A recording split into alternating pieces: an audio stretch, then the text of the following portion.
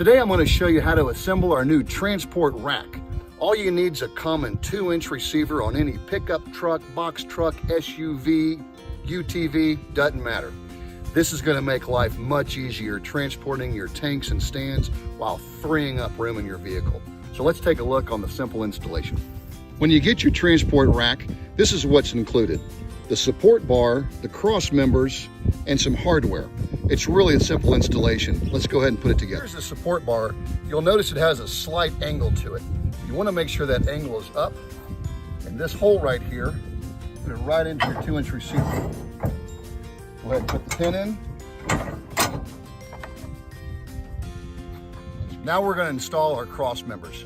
You'll see that they look kind of similar, but the one we're going to install first is the one with the 2 brackets. It doesn't matter if you install it this way or this way, it's all the same. Turn it around.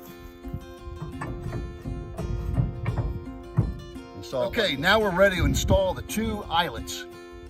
Put the first one here in the front, second one in the back. Take the 2 nuts.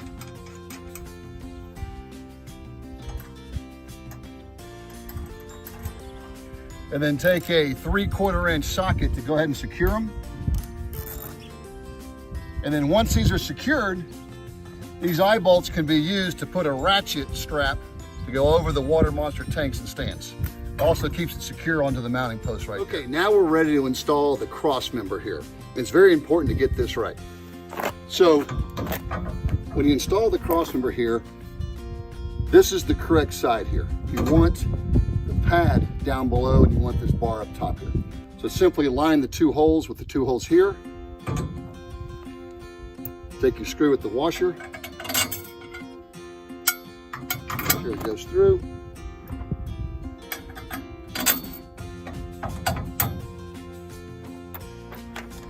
Take the washer and the nut.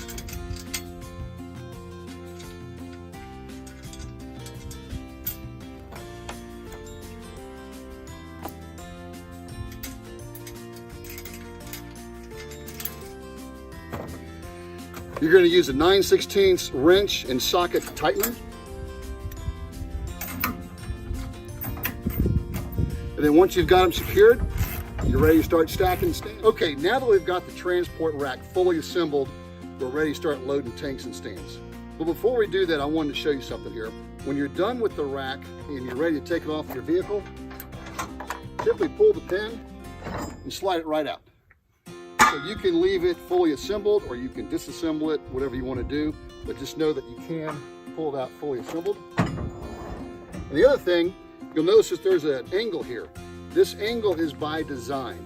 So when you're in your truck, if you're loaded down or if you're hitting potholes, things like that, it's important to have some clearance. So this is going to come in handy here. Okay, we're going to start loading up some tanks and stands. To begin to load, it's important to know that you always start with the tanks first.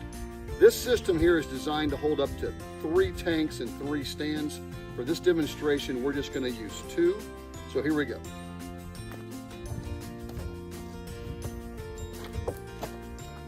It's important to note that what I call the little dog ears right here, they should go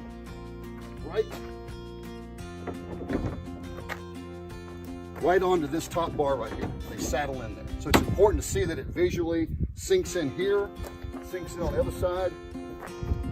Now we're ready to keep stacking.